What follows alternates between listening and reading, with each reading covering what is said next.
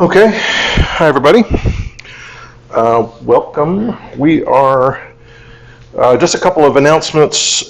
First of all, I'm given a couple of people had asked about whether I was going to talk about the book, and the history department is doing a talk about the book this Friday at a brief thing. I'm going to talk for about 25 minutes about Oceans of Grain and a little bit about the war in Ukraine. And I've already, this is the Twitter posting, I've already attracted like 10 Russian trolls who have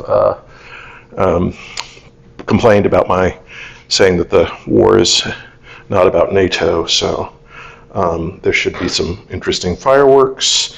And what else? Yeah, that's it. You guys have gotten the exams. And I want to talk today, go a little bit over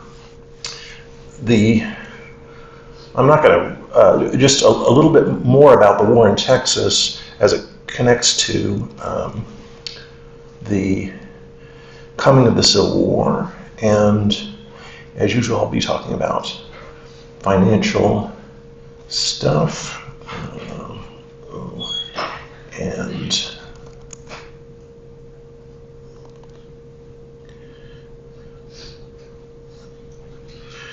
okay, so I want to talk about a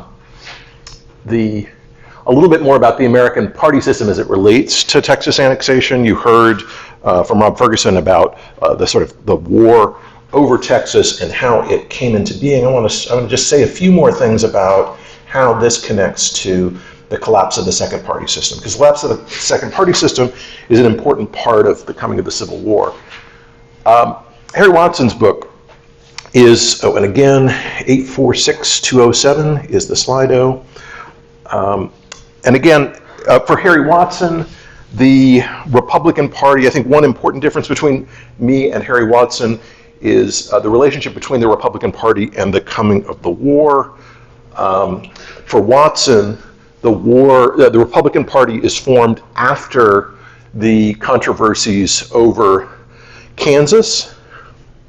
And for me, the Republican Party, the organized people who are behind the Republican Party actually are crucial before this, all the way back to the period over the annexation of Texas. Okay, timeline. This is, we've covered this briefly already. There's 300 settlers in 1821. 1830, there's roughly 5,000 Americans.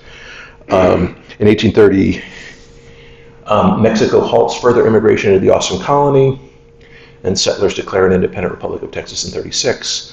A financial panic comes again in 1837, and defaulting enslavers escape into independent Texas, with enslaved people to escape their debts. Now, as Rob told you, the surprise is John Tyler, right? So we have the war, we have the presidential election, which gives us Tippecanoe and Tyler too. You may have heard that expression. William Henry Harrison was the hero of the Battle of Tippecanoe. That is, he defeated Native Americans on near Illinois, and but Harrison dies and is replaced by Tyler. And for Watson and others, Tyler is a really important part of the breaking apart of the two-party system. Tyler vetoes a Whig bill for a national bank, and all of his cabinet but one resigns. But another important part, background to this, is those states that are marked in red all default on their debts between 1841 and 1843.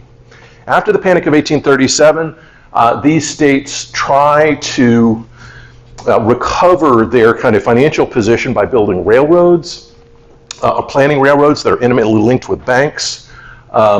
This sounds like a great idea, but it leads to state default. A very similar thing happens after the 2008 panic. About 3 years later, Greece and Italy almost go into default as they try to back themselves out of the financial panic of 2008. Likewise, the 1837 panic has this sort of shadow state collapse about 4 years later. And as you can see, Arkansas, Mississippi, and Louisiana, Florida, Indiana, Illinois, Michigan, Pennsylvania, and Maryland all default on their debts.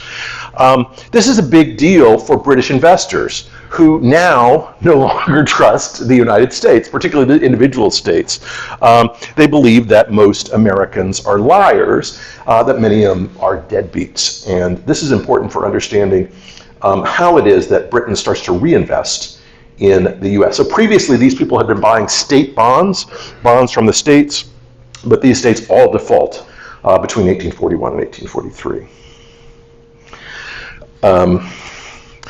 Polk was the candidate in 1844. Rob gave you a great explanation of how it is that Polk comes to office. He has two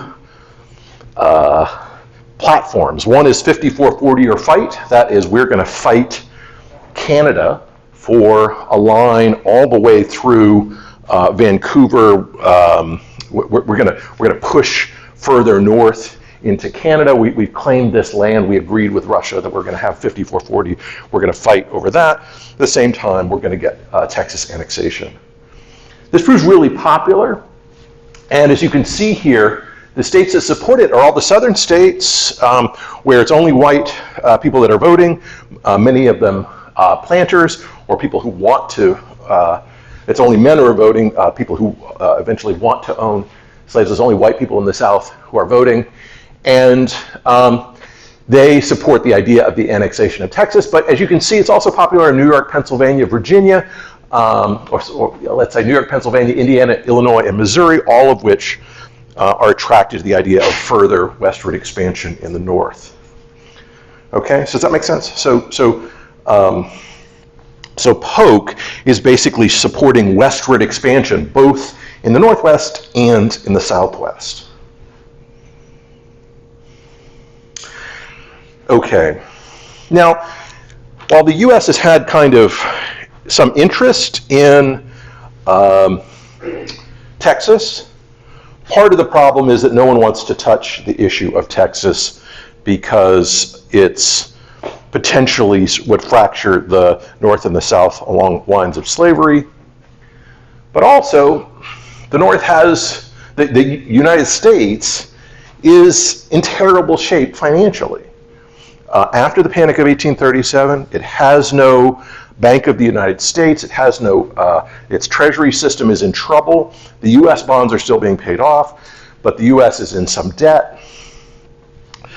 Walker, Secretary of State, creates something called the Walker Tariff in 1845, which is a tax on, not on the volume of goods, but on the value of goods, the ad valorem tax. It's very easy to create this new tax system, the Walker Tariff system, because you just look, when you're judging what goods come in, you don't weigh and measure them as previously you'd done. You just simply look at what the value of them is, and you tax them on the value. The value goes up, the tax goes up. The value goes down, the tax goes down. Does that make sense? So it's somewhat more flexible. The US intake after 1845 goes up 50%. Right? So from $300 million to $450 million a year that the federal government gets after the Walker Tariff. This boom in this great amount of wealth makes it possible for the U.S. to fight a war in Mexico. So it's not just lining up armies, it's not just getting artillery, it's also being able to fund a war through the issuing of bonds, and this is something that Walker makes possible. Okay.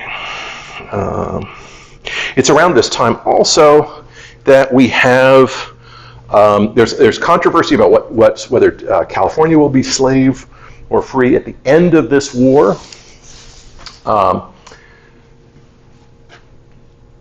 right around the time of this war, you see a bunch of settlers, would-be settlers, land in California, plant a flag with a bear on it, and claim a new country of California in 1846. The next day, they asked to be annexed to the United States. Right? So that's why California is so big, right? Is it claims you've got like 47 people who land in this area. This is why the bear flag is on the California state. This is why California and Texas are both monstrous, so large, impossibly large, is because Texas is taken as a whole, as a state. The U.S. doesn't kind of divide it up the way it does other states like Connecticut or Maryland or Illinois or Indiana. It doesn't. They basically asked to join, and so the day after the Bear Flag Republic is declared as a country, it asked to join the United States. But the 45 people who were in California at the time are anti-slavery. And so they declare that there will be no slavery in California. Okay, so as you can imagine, many of the people, white Southerners in the South, who think that all this western land that had previously belonged to Mexico or had been claimed by Mexico was going to end up in American hands, are quite concerned that California becomes effectively a free state. People most concerned about this are these guys, called the F Street Mess, who effectively control Congress. They are white Southerners. They rely on the fact that there's very little strong two-party competition in the South. That is, in Illinois or Indiana or Ohio, you're going to have Democrats win sometimes and Whigs win in other times. In the South, there are regions that are Democratic that stay Democratic. There are places that are Whig that stay Whig. And there's very little movement. The number of people voting is tiny, right? Why? Because of the Three-Fifths Compromise that says that all black men over the age of 21, three-fifths of them are counted towards representation in the southern states, but they can't vote. Who votes for them? Slaveholders in those same counties. So a slaveholder with 500 enslaved people in a county has 501 votes, right? Not 501, 371, 301 votes, right? 500 enslaved people and three-fifths of those, and himself. And so in these strong counties that have large numbers of black people in them, the so-called Black Belt, the planter power is incredibly powerful. Like, no one can vote these people out. Does that make sense? Okay, so you have a very kind of unequal relationship in the South. These people then stay in the committee. Nobody is going to replace them, and they're going to be in there year after year after year. And what that means is they gradually become chairs of committees, and no one is going to wrest them from them. They have the more seniority than anyone else, and as a result, they control Congress. And so we think about the president as being important, but in the 19th century, Congress is a very important institution, in some ways more important than the president. And these four dudes, the F Street Mess, they're called the F Street Mess because they mess together, they eat together in the same house on F Street in Washington. And they are strongly pro-slavery and devoted to keeping abolitionists from taking over and declaring these regions as free states. Sorry, I've lost my...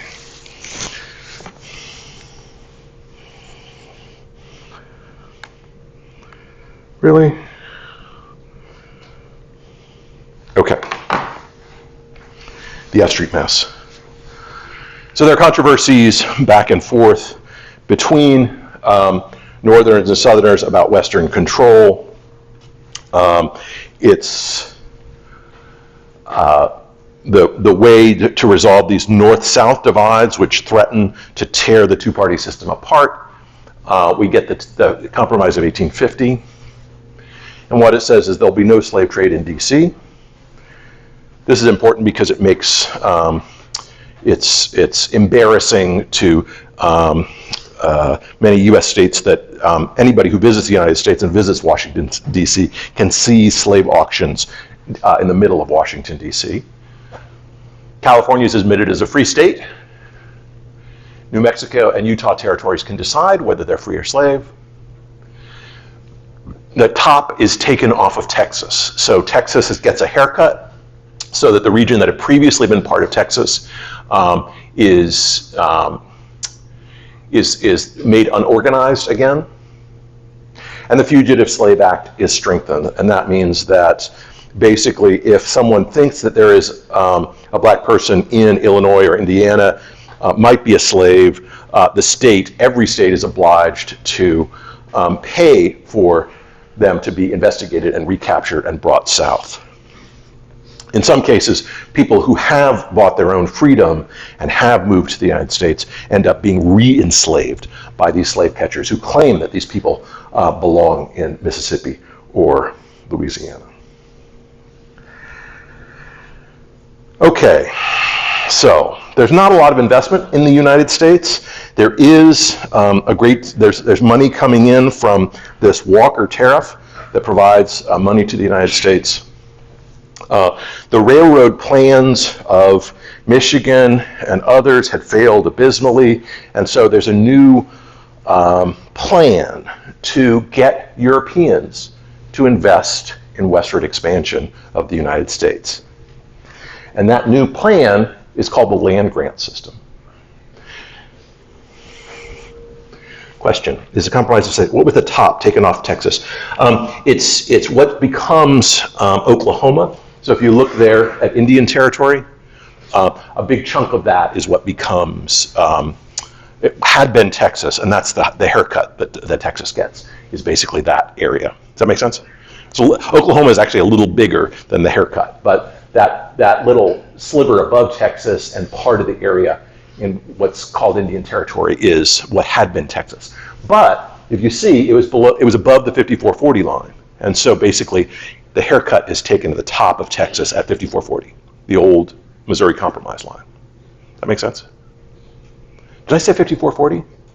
I keep saying 5440. I mean the 38th parallel. 3630. Jesus. Long day. 3630, compromise line. So if you go back here, this 3630 line, the area above that line in this image, that part of Oklahoma that's the kind of panhandle, is made into Indian Territory so that it's not part of Texas at 3630. And that's how you get what's Indian Territory there, the thing that looks like a stovepipe.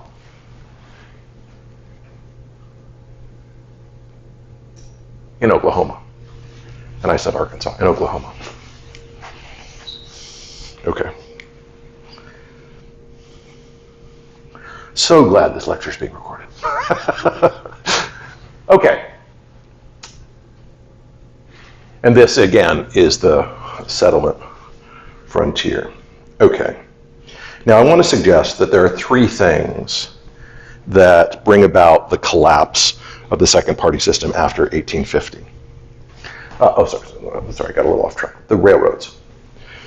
So what Congress decides to do, Congress owns the land in the West, and what Congress decides to do is to allow railroads to, railroad companies, which are basically people who have a little bit of engineering skill and basically speculators, to propose railroads that will go all the way to the coast. And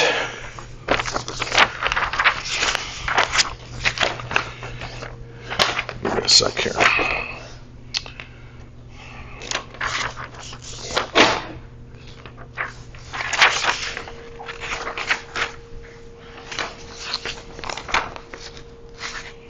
All right. Congress will give land to the railroad companies, like the Illinois Central, like the Atlantic and Pacific, like the Central Pacific, like the Northern Pacific. And the railroads will then take that land, divide it up into chunks, and if you see here, there's a checkerboard pattern. So each, the railroad gets 10 miles on each side square. The federal government gets the other part of the checkerboard.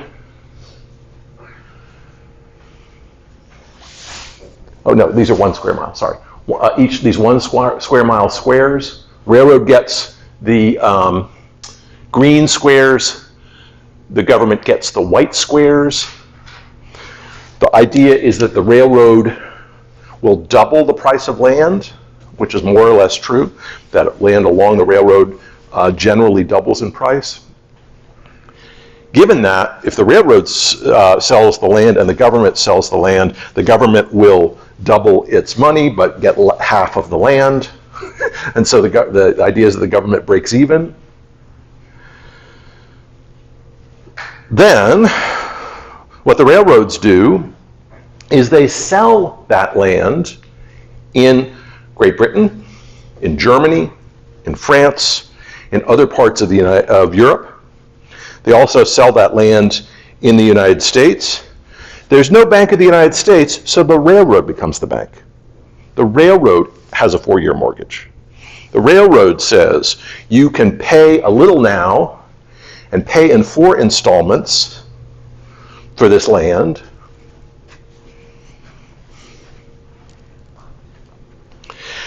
And then the railroad takes those promises to pay this land off, bundles them, and then sells those as bonds in Europe. So how does this work? So on the one hand, the railroad is getting people to pay money up front for land in the West along the line of a railroad. They're then taking the promises for the next 3 years and 4 years, bundling them together and selling them as bonds to Europe. It's also selling bonds to the railroad itself, to Europe. All of the money that flows in by this promised railroad is what allows you to build the railroad. Okay? This is pretty edgy. Most of these railroads fail. It seems like a good idea, but it's basically everything here is on speculation. The people who run the Illinois Central and the Atlantic and Pacific had very little capital compared to the whole process that's being put on here. Now, why would Europeans do this? The states have basically failed to pay their debts. They believe that westward expansion is going to succeed, and so they'll buy railroad bonds because they know, at least if the railroad fails, they'll have the underlying land, or they'll have the track and trains, that there is some collateral ultimately for this railroad. How do they sell that land to places outside of the United States? Basically, the way that they sell this is they send hundreds of agents into Germany, into rural Britain, into Ireland, into France, into not that far east, a little bit into Italy, and they basically sign a deed to the person, sign a warrant to the person who's going to pay for this land. That person will pay in lira or pounds or something like that as a down payment for the land, and then when they get to the United States, they'll pay the rest of it in dollars as they start to grow crops. Does that make sense? The idea is the farmer is going to get there, they're going to immediately start to grow crops and pay it off. And there is a kind of way of putting off payments. So if you can't make it 1 year, you can put it off. There's a 10% increase in the price and you pay off the next year. It's not as bad as a credit card. But the principle is that you will pay off in about 4 or 5 years. Does that make sense? Okay.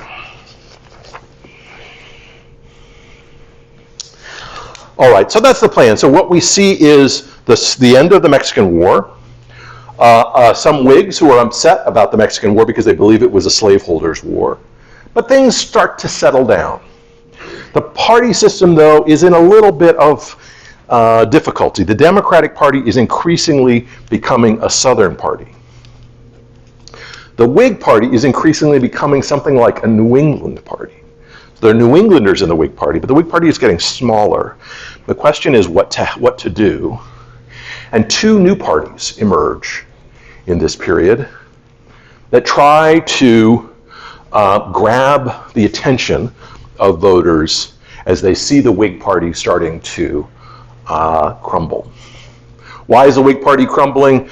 Because James K. Polk, the Democrat, has basically made all this land possible. California and others are seen as being something that he's gotten. So one party is the Know Nothing Party, and you might have heard of the Know Nothing Party recently. Some people have said that the previous Republican president had tried to make the Republican Party a know-nothing party. I don't have a position on that. I just want you to know what the know-nothing party is. They call themselves the American Party. They call themselves American patriots. They are neutral on slavery, but they oppose immigration. Let's take a look at this image here, a little bit closer. What's going on here? On the left, you see people who are true Americans, says the Bible, the cornerstone of liberty. There's a picture, there's another poster there, that's George Washington, believe it or not. Beware of foreign influence. I think that's George Washington. We see none but Americans shall rule America. That's a reference to the line from George Washington that he allegedly said, the Battle of Yorktown, let none but Americans take watch tonight. On the left, you see the wars that won in the American Revolution, Bennington, Saratoga, Trenton, Lexington, Concord. And then on the right are the opponents of the American Party. And who are they? These are Irish Catholics. The dangerous Irish Catholics and Catholics from Montreal and Canada who are coming down. So we are bound to carry out the pious intentions of His Holiness the Pope. These are people who are, devoted to the papacy. These are people who are, you see the impoverished mother with 3 little children who's sitting there with her children. She's feeding them alcohol. $20,000 per annum to advance the faith. That's a reference to Catholics that are supposedly providing money to the Pope. We have up there, the top, that dragon is basically, what is that? The whore of Babylon, right? From the story of the apocalypse. Who's the Pope?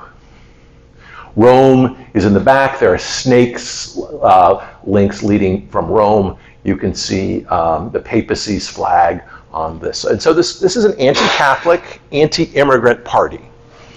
Why is it anti-immigrant and why is it anti-Catholic? In part because the Irish potato famine has sent millions of refugees from Ireland to the United States.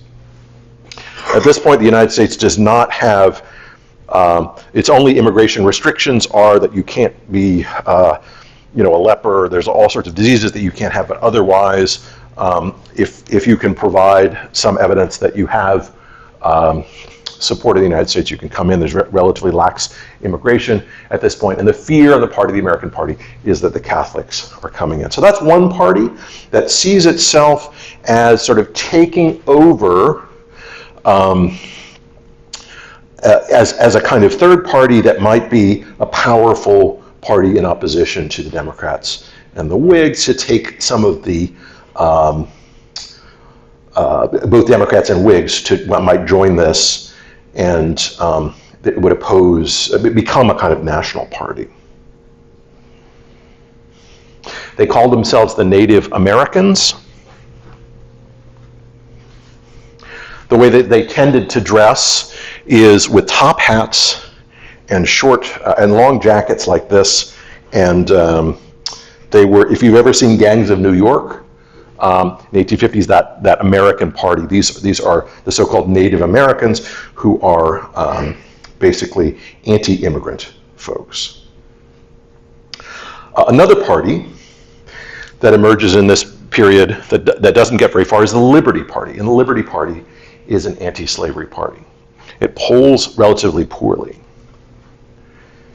And so those two parties, the Liberty Party and the American Party, are kind of waiting in the wings. They're relatively small third parties. They don't have much authority. The Liberty Party, though, as it remakes itself over the next few years, will become the Republican Party. The Republican Party will become dominant. And there are three things that make the Republican Party dominant in this period.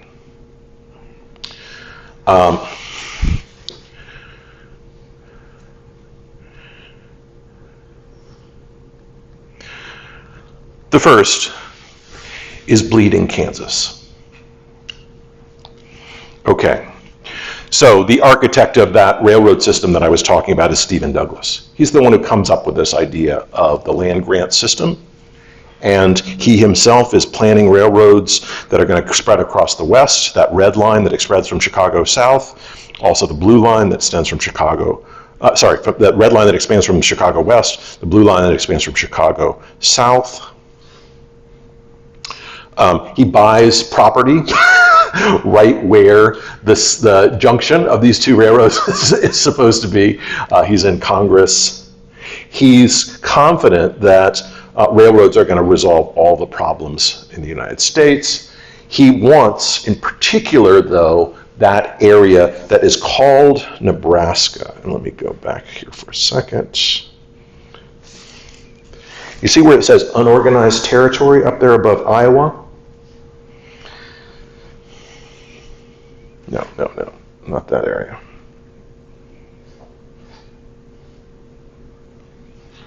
Sorry. One day. So if you look here where the Union Pacific and the Kansas Pacific go, that unorganized territory, here we are, is called Nebraska Territory, and he proposes that the territory be split into Nebraska and Kansas, that they be two separate territories, split at the 40-degree line, and they allow Illinois, Chicago in particular, to connect to California. The people that oppose this are the F Street Mess. The F Street Mess say there is no way you are going to build another free railroad through this territory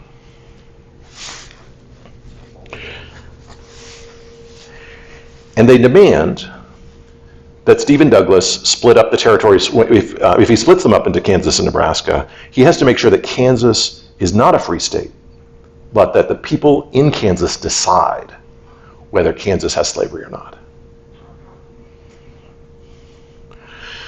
This violates the Compromise of 1850, violates the Missouri Compromise. You know, by both of those compromises, there's supposed to be no slavery above 3630.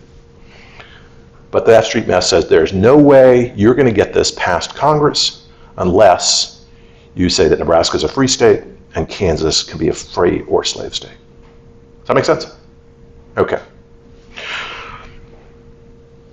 The third guy, Atchison, from Missouri, has land in Missouri that he wants to connect to California as well.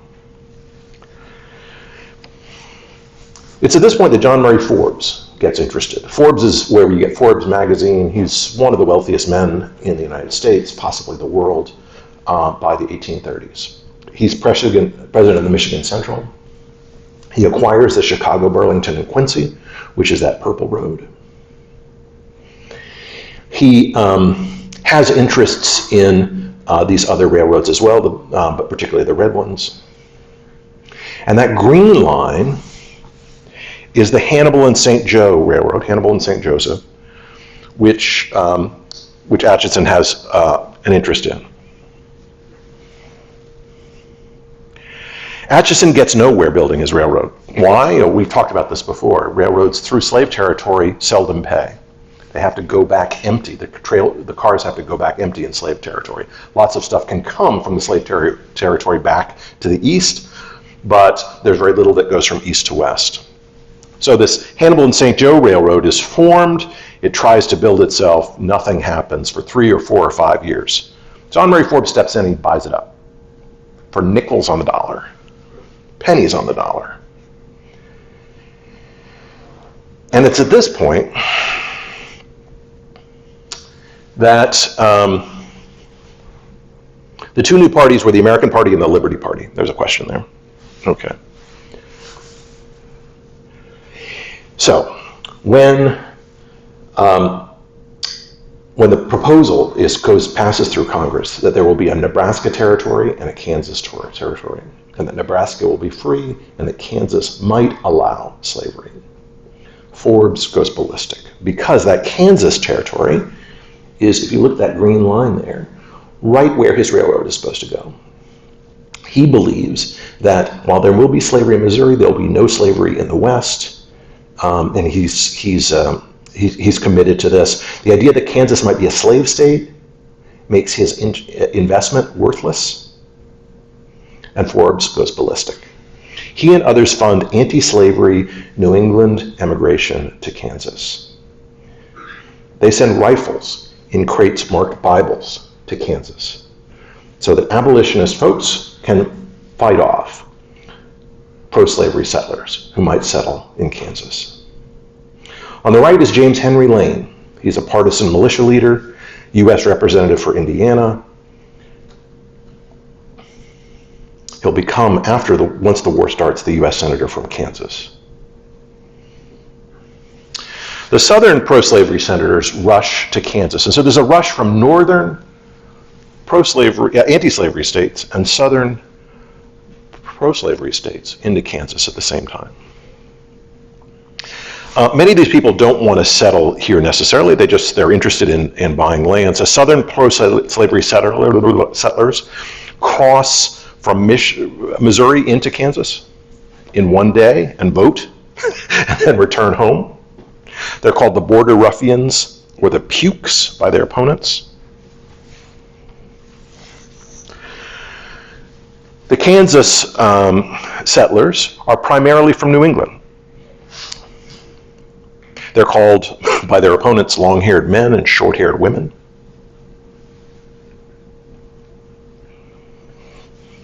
This is what the Border Ruffians call them.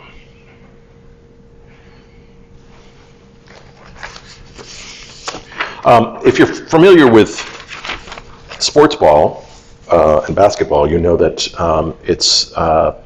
that these terms have kind of continued. So the Kansas Jayhawks, is that right? Yeah. Kansas Jayhawks, and what, the Missouri? Tigers? Okay. The Kansas Jayhawks carry on this legacy of anti-slavery folks. So there was recently a Kansas football game where they had a picture of John Brown spread about. So Jayhawks are the people who are, so it's a mythical hawk that worries its prey, that shakes it and kills it over time, and this is what the Jayhawk is supposedly. And so these people are called Jayhawks. The term for the Border Ruffians, most commonly used,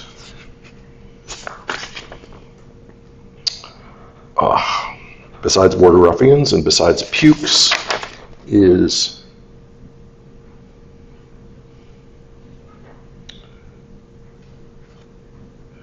oh my goodness.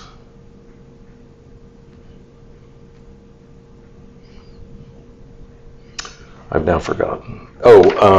Bushwackers.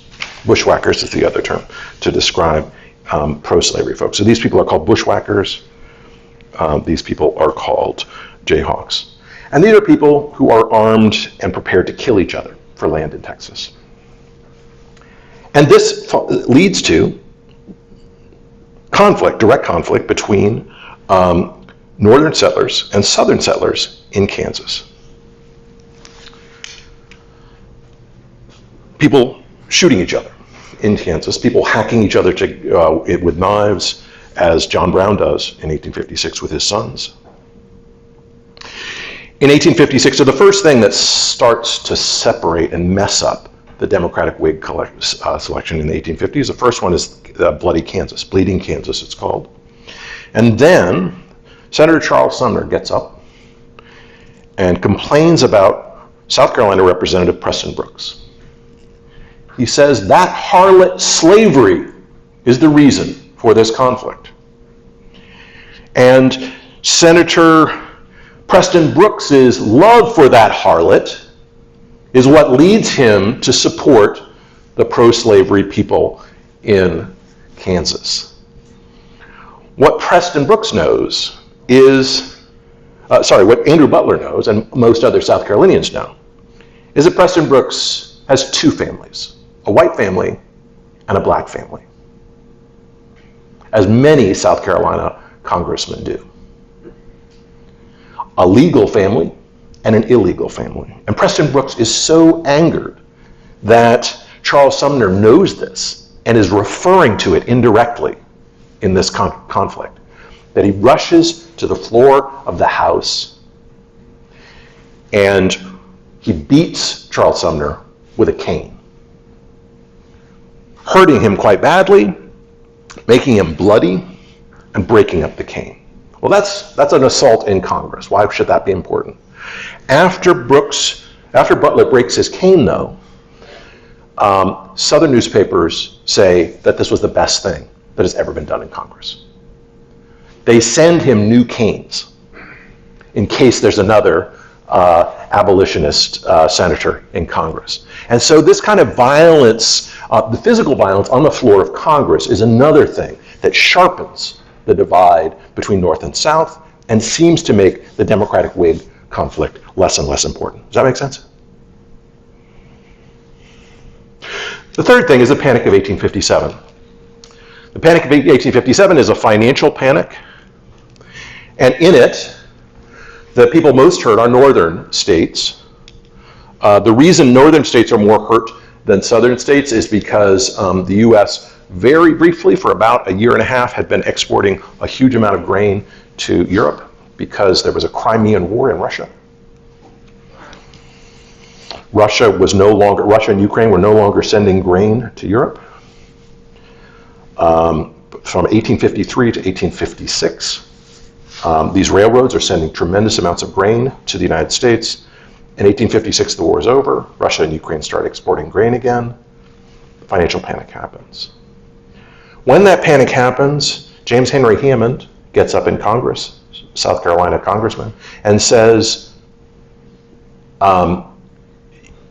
you New Englanders and Northerners are always going to have financial panics, but cotton is king, and cotton can survive anything. And he's right. Cotton prices don't change with the Panic of 1857, right? Nothing happens to cotton. Wheat is hurt, but cotton is not hurt. And this, again, sharpens the divide between Northerners and Southerners. This idea that Southerners can be happy about a financial panic in which people are unemployed, in which people are poor, and joke about how the South will always survive this. These three things, the Bleeding Kansas, the caning of Charles Sumner, and the Panic of 1857, drive a North-South wedge that allows the Liberty Party to reform itself as the Republican Party. The key funders of the Republican Party are those railroad directors in the West and other merchants who see the westward land as being important and worth fighting over.